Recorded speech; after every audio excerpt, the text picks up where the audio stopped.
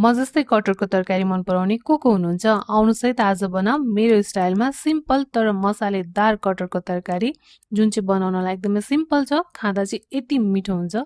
सबैभन्दा पहिला चाहिँ यसको लागि मैले कुकर बसालेँ, त्यसमा थोरै नुन, थोरै बेसार अनि थोरै अदुवा लसुनको पेस्ट राखिदिएँ। त्यसपछि राखिदिएँ सफा गरेर काटेको कटर। कटर राखेर यसलाई राम्रोसँग मिलाइदिने। त्यसपछि अब कुकरको बिर्को लगाएर ग्यासको हिट हाईमा राखेर मात्र 1 सिटी आउन दिने। 1 सिटी भन्दा धेरै पकाउनु हुँदैन, धेरै पकायौँ भने चाहिँ यो फतक्क गल्छ र यसको टेक्सचर बिग्रिन्छ। त्यसैले यसलाई हामीले 1 सिटी लाग्दा मात्र पकाउने। त्यसपछि हाम्रो कटर ठिक्क पाकेर यहाँ तयार हुन्छ। यो भइसकेपछि अब भने हामीले कराई बसाल्ने र त्यसमा राख्ने तोरीको तेल।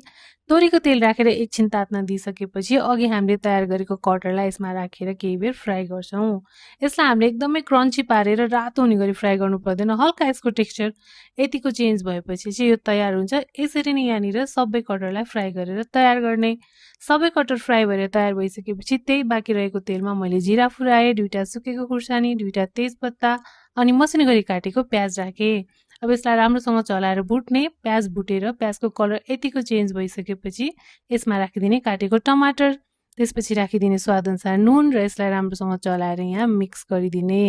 अब ग्यासको हिटलाई मिडियम टु लोमा राख्ने र यसलाई छोपेर 3 मिनट जति पकाउने। 3 मिनट जति टमाटरलाई पकाइसकेपछि अब चेक गरौँ। टमाटर लगभग पाकेर यहाँ तयार भइसक्यो। अब यसमा मसला राख्नको लागि मैले मसला तयार गर्दैछु, जसको लागि एउटा बाउलमा 1 चम्चा जिराको धुलो, हाफ चम्चा रातो धुलो खुर्सानी अनि त्यसपछि 1.5 चम्चा धनियाको धुलो त्यो सँगसँगै राखेँ। अदुवा लसुनको पेस्ट राखेसँगै यसमा राखिदिने बेसार। त्यसपछि थोरै थोरै पानी राख्दै यसको पेस्ट तयार गर्ने। यतिको पेस्ट तयार भइसकेपछि अब मसला राखिदिन्छौँ अघि हामीले पकाएको टमाटरमा। मसला राखिसकेपछि यसलाई राम्रोसँग चलाएर एकछिन भुट्ने।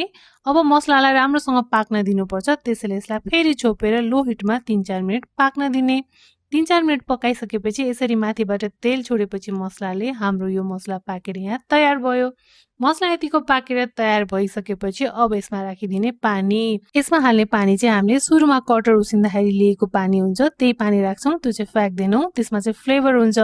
त्यो पानी आवश्यकता अनुसार राखिसकेपछि यसलाई चलाएर मिक्स गरिदिने। अब यसमा राख्ने अघि हामीले भुटेर तयार गरेको कटर राखिदिइसकेपछि यसलाई राम्रोसँग चलाएर एकचोटि मिक्स गरिदिन्छौँ। त्यसपछि राखिदिन्छौँ थोरै गरम मसला। यो राखेर अब छोपिदिने र लो हिटमा 7-8 मिनट राम्रोसँग पकाउने। यसरी छोपेर 7-8 मिनट मसलासँग मजाले पकाइसकेपछि कटरको भित्रसम्म मसलाको फ्लेभर जान्छ। अब यसलाई राम्रोसँग चलाइदिने र मसिनो गरी काटेको हरियो धनिया माथिबाट राखिदिने। अब भने हाम्रो तातो छिट्टो मिठो मसालेदार कटरको तरकारी बनेर तयार भयो।